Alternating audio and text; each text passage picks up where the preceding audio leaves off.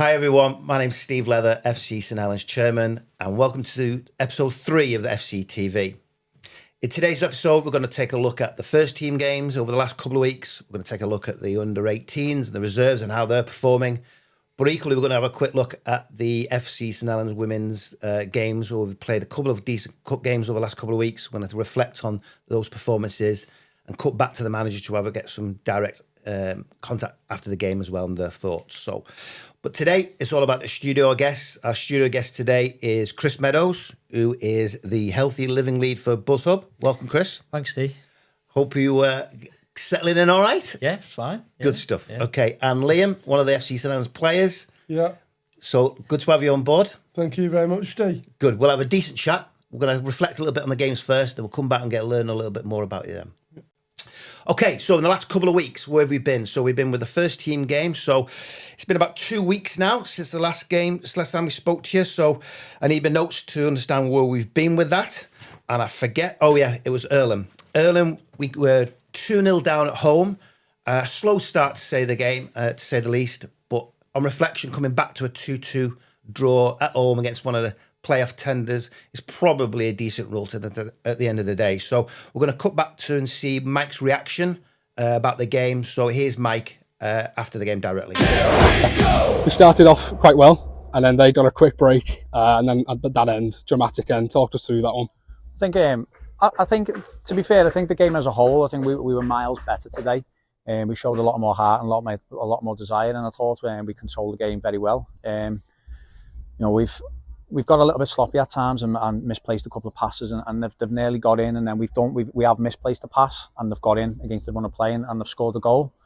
And I thought still after that we lost our way for 5 minutes or so, and we've come back in, we've regrouped, we've gone back out, and then again I thought we were good. I thought we dominated the ball, we've done all the right things. We were piling the pressure on them, but we've conceded a throw in, and I just said to the lads then in the changing rooms that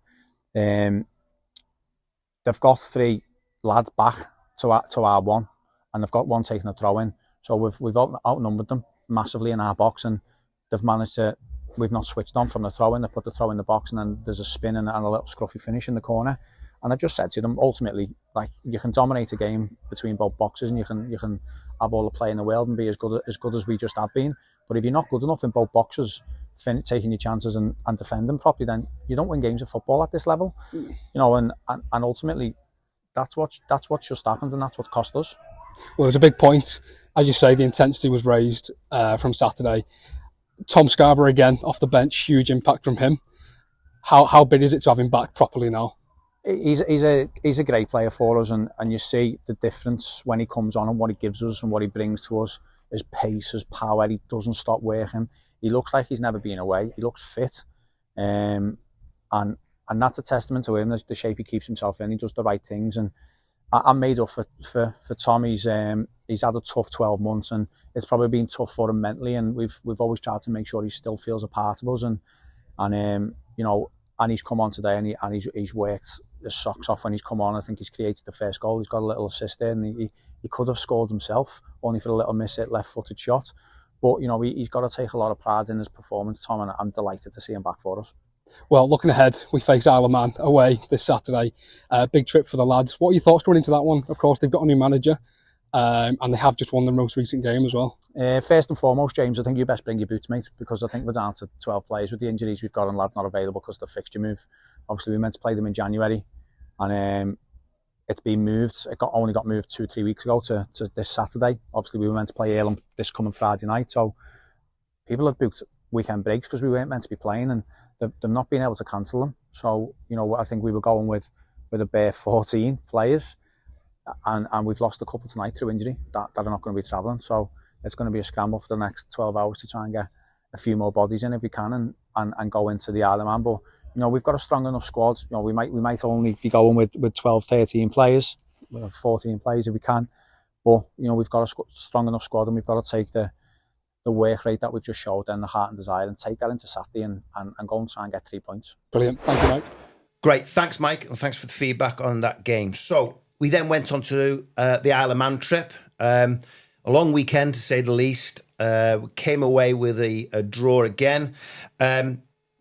Disappointed not to get the 3 points. Probably in hindsight, but on reflection, we were a bit short on numbers as well due to the rearranged fixture. So coming away off the island with a point is probably a decent point.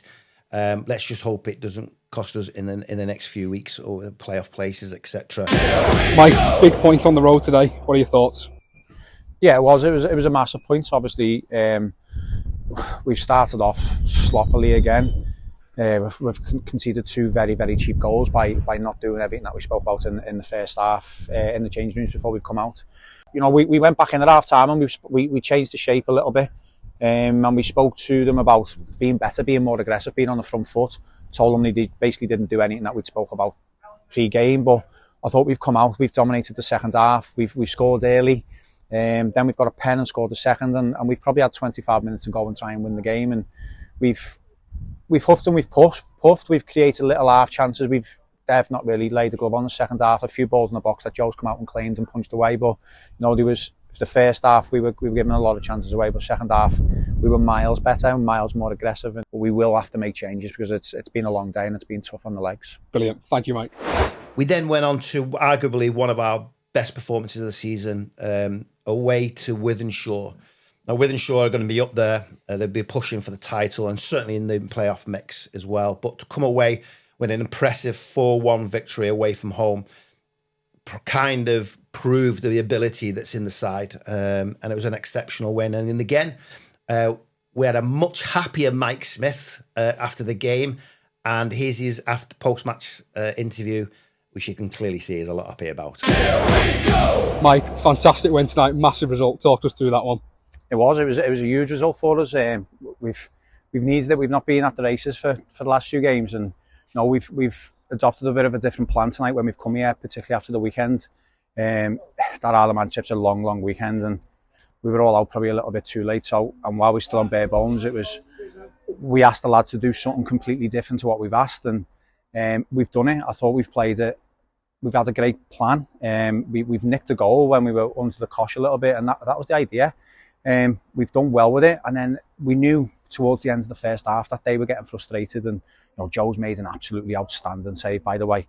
I think that was, I don't know whether it was at 0-0 or it was 1-0, but unbelievable save, absolutely unbelievable save. We had to be switched on tonight from the off. We had to be on it. We were, and I think we've got a very, very good result there. How proud are you of these new lads that have come in? So obviously, like we touched on last week, injuries came into the squad. And these lads have come in and put on a display like that. Yeah. We've felt that we've needed a little bit more competition in the right back area. And Codger's someone that I've coached before and know him. He's been successful with Lowerbreck, and when I seen that he was available, it was a no-brainer to try and get him. Jen's been great for us, but I think it's probably the only area of the pitch where we haven't got competition. I think everywhere else we've got 2 players that can play the position. So, you know, Jen's going to have to come out now and again and rest his legs. And Codger's, I thought he was absolutely terrific tonight. He was talking, he won headers, he won tackles, he was brilliant with the ball. Obviously, Tom Scarborough's first start in just shy of 12 months now.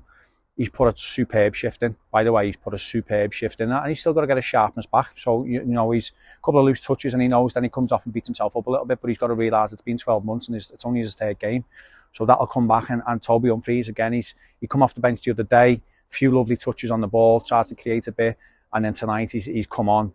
And after they've scored, we were under a little bit of pressure, and you could see we got a little bit nervous. He's picked the ball up, just over 20 yards out, and what a strike. What a strike. Top bin, what a strike. Well done. Thank you, Mike. Thank you. Okay, and finally it was Stockport Town on Saturday. Bizarrely enough, we're at the end of October, and this was our first league game at home on a Saturday. Kind of worked okay in the first 20 minutes, half an hour. Stockport had a lad sent off. You think being at home against 10 men, the advantage was with us, but it was Stockport that actually took the lead in the end. And we've managed to come away with a 1-1 draw with a penalty kick from Harry Scarborough. So it's kind of saved our blushes a little bit. Again, disappointed. And again, and in contrast, I'm going to come back to Mike.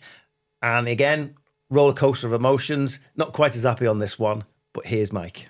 Mike, the points you shared here today, what are your thoughts? Poor, really. We never got going. No, we spoke before the game about how well we've done on Tuesday night, out of possession and having a good structure. And I think we've spoke about the same thing today. and we've not done it. We looked like we were the team with 10 men, and they had the 11. The goal is abysmal, to be honest. It's a straight ball through the middle. We've got to defend it better. We've got to be stronger. We've got to anticipate running and knowing that they've got a very, very good forward.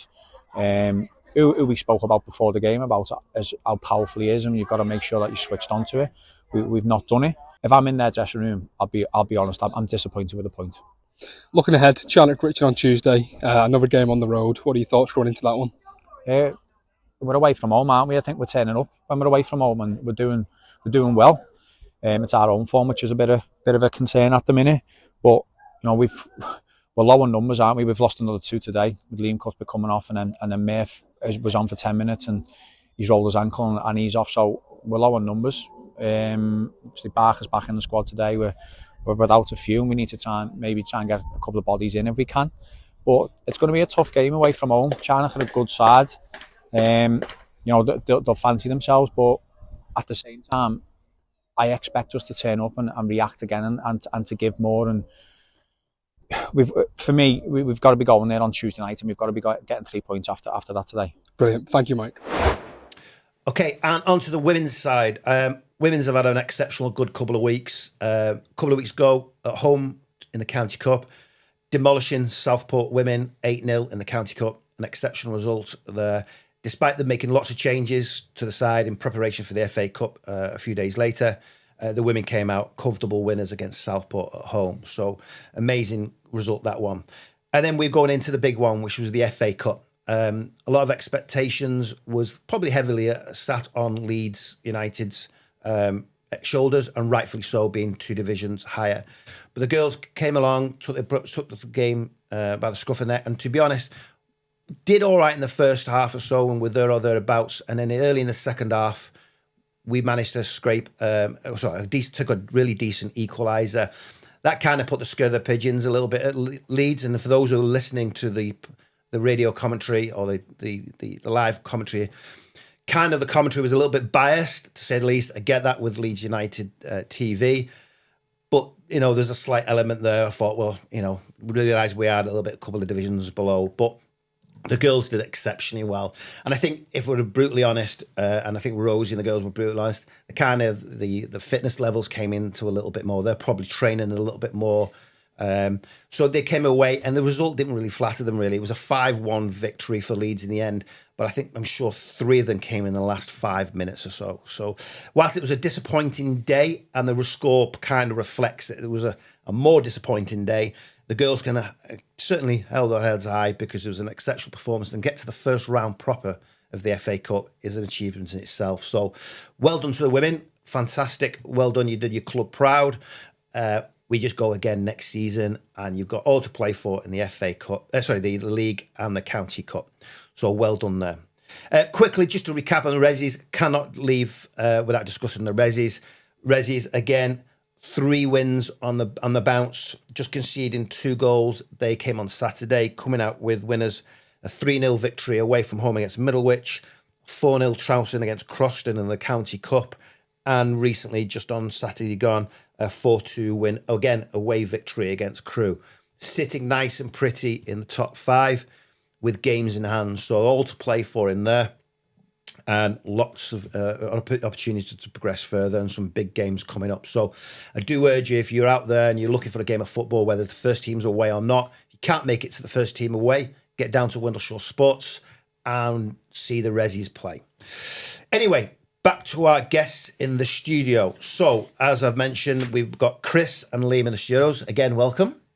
Very much. Thank you, So, Steve. obviously, not a lot of people will know who you are, what you do, your roles, etc. So, Chris, do you want to give a quick introduction to Cameron and just say who you are, what you do, what kind of things you're doing up to? So, I'm Chris. I'm quite new to Buzz Up. To be fair, I started in March. I'm like the health and wellbeing lead.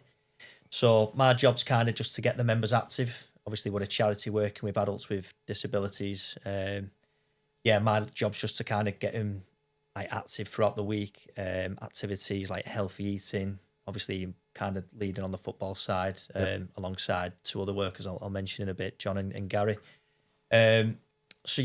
Obviously the football's been a big part of kind of since I've started. Obviously I'm passionate about football, as you know, being an ex-FC lad anyway. But yeah, so it's just been a natural fit. I think soon as obviously you start the job, I knew they had a football team, and obviously when they were kind of under the FC banner, it was just kind of like an easy fit. But yeah, obviously aside from the football, like we're doing things like exercise classes. We're trying to get the members to eat a lot more healthier. So we've introduced like fruit on like match days, haven't we, as well? Which some of them say they're eating, but I don't think they do. Oh, well, listen, we'll come back. We'll dive into the little nitty gritties there. You can name some names if you want to, and I'm eating it. So, Liam, great to have you. So you've been playing for a team for a few months now. It's not a bit longer. In fact, last season you think you was with us as well, wasn't you? Yeah. So how's that going? Are you enjoying the football down Really there? good, mate. Brilliant. Good. Loving it. And you're goalkeeper, I believe. Yeah. First team goalkeeper. Yeah. All right, first team goalkeeper. Yeah. Well, do we have a second team? Do we? Yeah. We have got a second team. Oh right, okay, fantastic. Yeah. So, do you think you're the best keeper in the club then, or? Do you know what? I won't really put a label on it, to be fair. As a whole, they're a great bunch of lads to be around. Yeah. Obviously, we've got the support staff, Chris, Gary, John.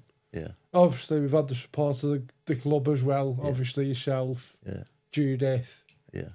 Good. Obviously, life's been brilliant up to now. Good. Well, all right. We'll have a dive a little bit more into the games itself, and you're going to when I'm discussing the games, we'll have a chat about that. So, Chris, just want to flip back to you and just get a real understanding about what I mean. I know you give us a quick oversight there, but obviously it's an important part of the club and it's a growing part of the club, and the demand is clearly there. But what is it you can tell not just me but the audience as well about what it means to the players? And it's always been, I suppose, as an area that's been like overlooked for many years, but now it's starting to come to fruition, isn't it? And the importance of that. Yeah, definitely. I think it's just like a sense of like being part of the community, of being part of something. Obviously, I know the lads, they're very passionate about football, and I do think over the last couple of years in St Helens, we haven't really had anything really to kind of like a platform for adults with.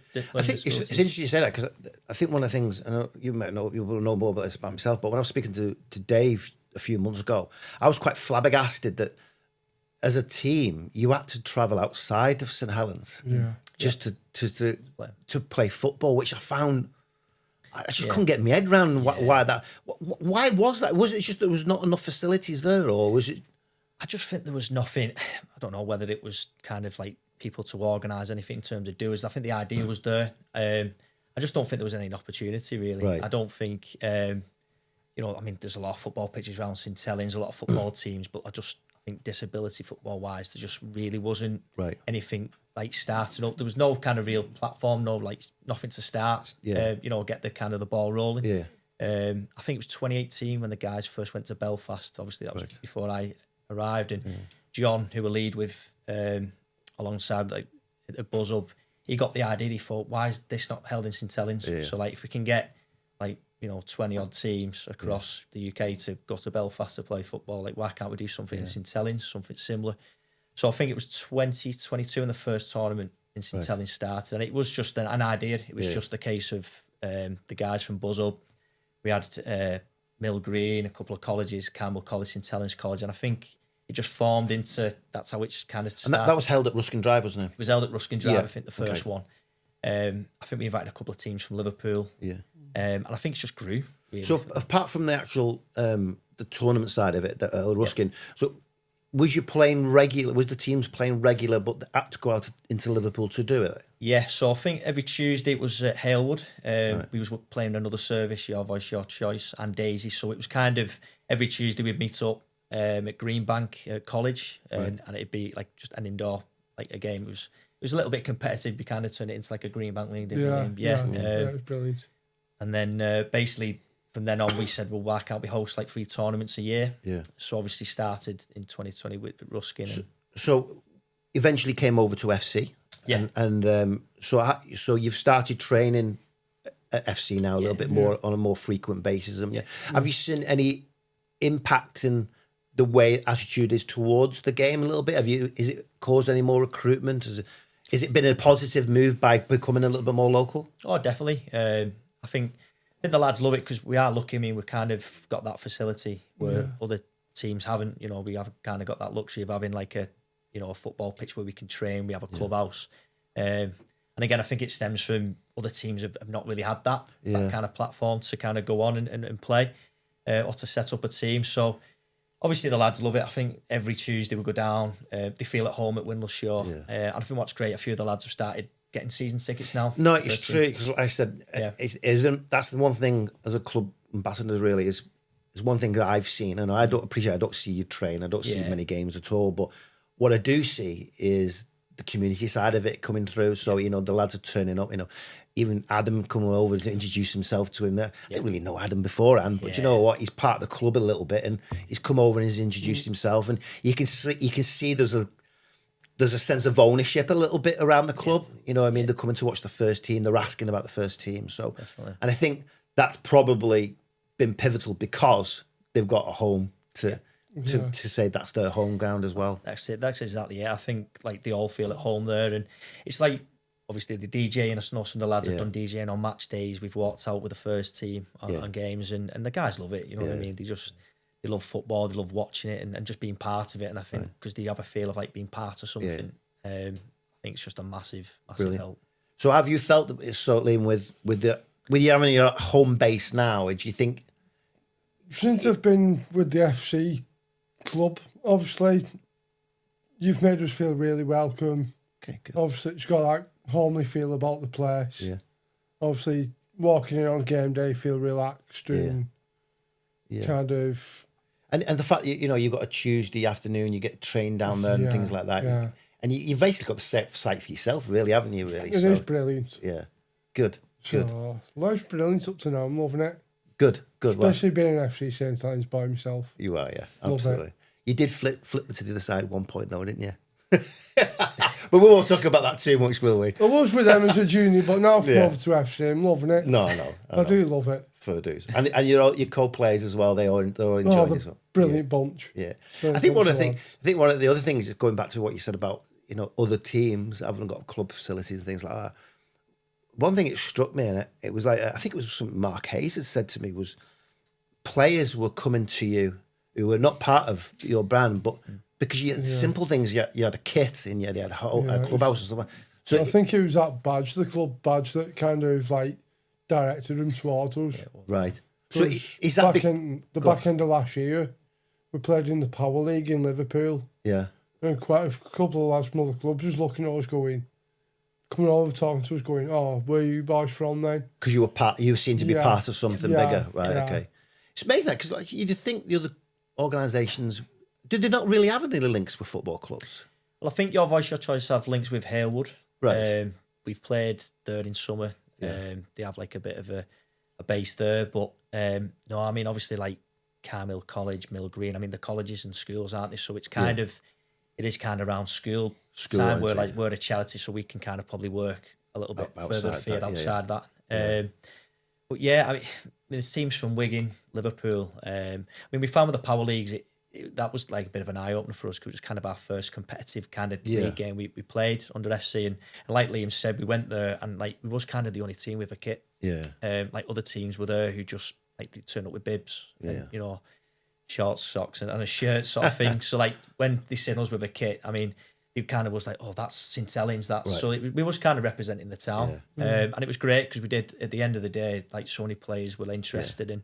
And it's something we're trying to look forward. I think going forward, it'd be great because, like, we are a club and, we're not kind of relying on, like, school. But if we can feed from the schools, so obviously, like, players who, eventually leave the colleges, leave schools, I think, an ideal place would be to kind of come to us. And obviously, we'll come to it shortly, but obviously the way this has grown, there's talk, or they're about to launch this new league type format, which is going to be held quite a lot at the clubhouse as well, isn't it? Yeah. So, but we'll come back to that shortly. Yeah. So, I just wanted to touch on something though, because you now work for MenCap. Yeah. So, do you want to tell us a little bit about what that role involves and how that came about? Obviously, I started as a volunteer at BuzzHub, and then basically the job at MenCap come up. Right. So Dave obviously pushed me forward for that.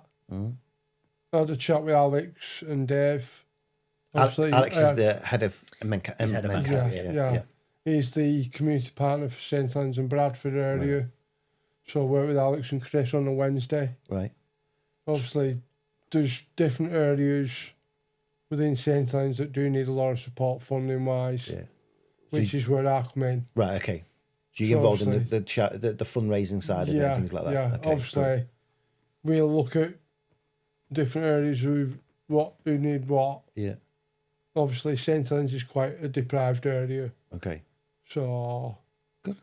Obviously, we'll send application forms out and funding information. Yeah. Then they'll send their applications to us. Right. And then we'll get different people's from like learning disabilities. Yeah. We'll get a group together and we'll get them to look through the application and give feedback. Right. Then we'll send the feedback across Fantastic. to the applicants. So And you do that a couple of days a week? on a Wednesday. Wednesdays? Yeah. Right. Yeah. Good. Well, congratulations on your job. Thank you very much, Steve. You're welcome. Right, so let's get back and have a quick chat about this league thing. So I'm intrigued to know a little bit more about this, because I think there's a huge opportunity, not just for yourselves and the disability side of it, but as a whole for St Helens. You kind of can put it. So tell us how that came about and what's involved in it at the moment. So basically, it was Mill Green who contacted us because obviously we host the tournaments, and we was kind of the only service to host the football tournaments for the last couple of years. So Mill Green had one of the teachers had an idea of starting up a league, and I think it's something like myself, John, and Gary have always thought about kind of doing going forward. Or we always said we'd love to have this league set up. So obviously Mill Green come along and we met up. We just had an idea of how could we do this league, where would we do it, and it's basically we met up a couple of months ago and we sat. We actually sat at Windleshore and we just said, right, why don't we just put a date in October? Let's try and get as many teams as we possibly can. I think the idea was 10 to 12 teams. Yeah. And then obviously Connor, the guy at Mill Green, he's kind of doing a lot of the fixtures, but we said we'll work alongside him to host it. Because we felt, again, it's the first, it's quite proud actually, because it's probably the first kind of inclusive disability league in St Helens that's happened. So we wanted to get it going. We didn't want it just to kind of be just a case of having a meeting. So the teams that they've come along. So how many was there last time there was around? 10 teams. And they were all St Helens based? So there's some from Wigan, some from Liverpool. Good. So yeah, it's kind of all over. Yeah. But again, it's something we've never seen in St Helens before. To kind of, apart from the tournaments aside, we've never actually had a. So how is it formatted then? Is it is it 6 sides, 7 sides? So it's 6 aside, 10-minute matches. We kind of play round robin games every 2 weeks. So it's kind of, we've been sponsored by this Standing Tall Foundation. So it's the Standing Tall Foundation. Andy Reid. By Andy Reid. So it's great to obviously have him on board, and the idea is to play every 2 weeks. Right. I think we're going to have a break in December, but then kind of follow it on in January, February, and then have a big presentation at the Saints Ground. So you're also leading the way for a winter break as well. Yes, we get the winter break as well. I wish I had a winter break. But yeah, it's 6 aside, so we've got 10 teams. At the minute it's one league, which obviously we'd want to try and going forward, try and make bigger, maybe split into 2 leagues, because obviously there are different abilities and stuff. But it's just about playing football. Yeah, exactly. I think what we've learned the last 2 weeks it's been running. It's just guys are just made up to turn up and play. I think it's a huge opportunity for the community to come together really a little bit. And I think I know we've discussed on the episode before about hopefully getting the Bishop Road facilities, and I know you're using those facilities at the moment. But if the club can actually secure that tenure, really, then that can really help us bring that that league on a little bit and. Be a major part of the community, especially at the end of the day.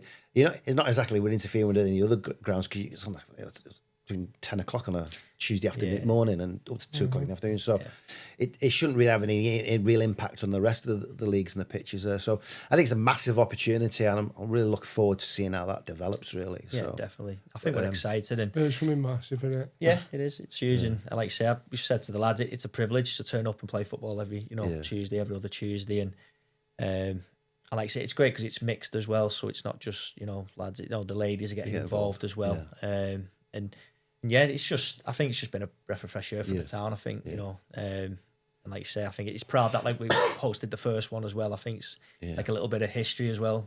For us as a charity and for FC as well. So I think it's important as well to let everyone know at home is Buzz Hub's not just about playing football, because you do so much outside of football as well. I mean. I mean, most of the merchandise you see, you know, our woolly hats, our scarves, it's all produced by, you know, you guys down there as well. So, and some of the characters I've met there, it's just been unbelievable. You know, the coffee mugs and all that kind of thing. It's all produced by you guys. So, I think what you brought to the club is just unbelievable. You know, and I'm kind of really proud of the fact you've embraced it and we've embraced you a little bit. Family, it is that absolutely. family feeling link as well. So, And as a player, for you to say that, that means a lot towards, particularly me, you know, and that means a lot towards. So I think, so yeah, I mean, it's important for everyone to know that it's not just about football. You know, you guys use it for on a Friday afternoon for social events. Yeah. You got the band on there and things like that. Yeah. Discos on a Wednesdays, you know. How can we forget the disco? what was Tigger's name? What you call it? Jamie. Yeah. Nicknamed Tigger because he never stops bouncing. He never stops bouncing on a Wednesday night. Yeah, I've seen that one. Even on Thursday at Queen's, mate, you'll see him bouncing from place to place. It's just pure non-stop. Then don't know where he gets energy from. Should have seen him in Belfast. It was, it was just, Oh, brilliant. Oh, it's hilarious. No, I love it. Him and the likes of Joe, Lordy. Yeah. Oh. Yeah.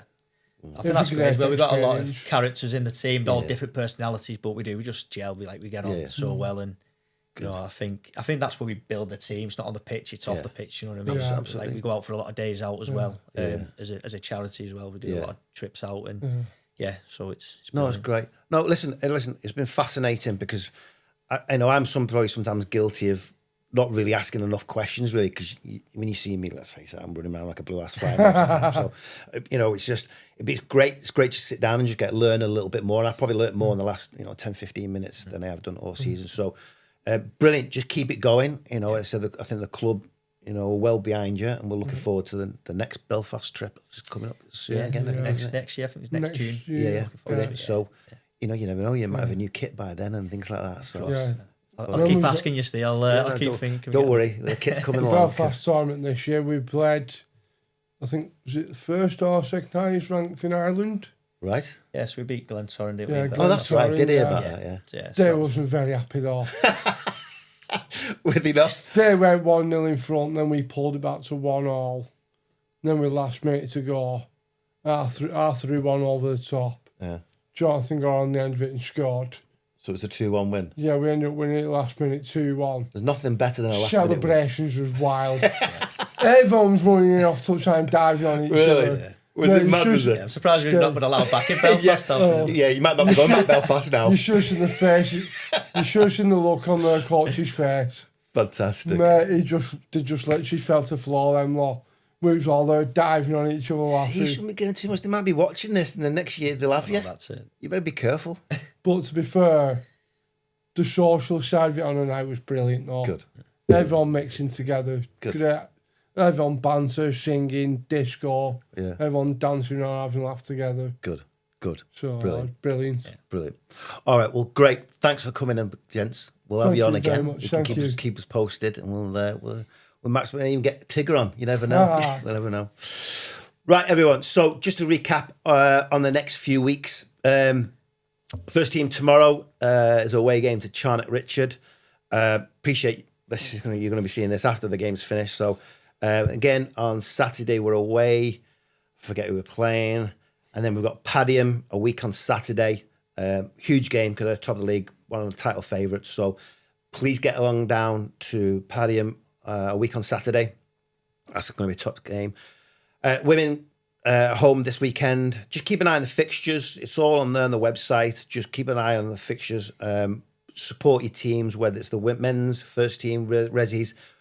Get down for the disability side on Tuesday afternoons. You have a loose end. Get down there and support the lads down there as well. So that's it from me. So if there's anything else you guys want to learn or to see on the show, drop us a DM. That's how popular I am saying DMs. So drop me a message. Drop us an email. If you want to be on the show, just drop us a line. Let's get some supporters in, etc. Next time we're going to try and get some of the junior teams in, junior coaches teams in. We're bringing in not Liam. We're bringing in James Ryan from the media team. They're going to come to us and talk to us about how they're developing the scenes from the club behind the scenes and what they want to do and learn from the studios we've got from here. So there's lots of opportunities to get involved to make the show a lasting show. So please show your support. And in the meantime, we'll see you next time on episode 4. Thanks for tuning in, and say goodbye to everyone. Bye. See you later, Cheers, everyone. Ben. Thank you. 2014.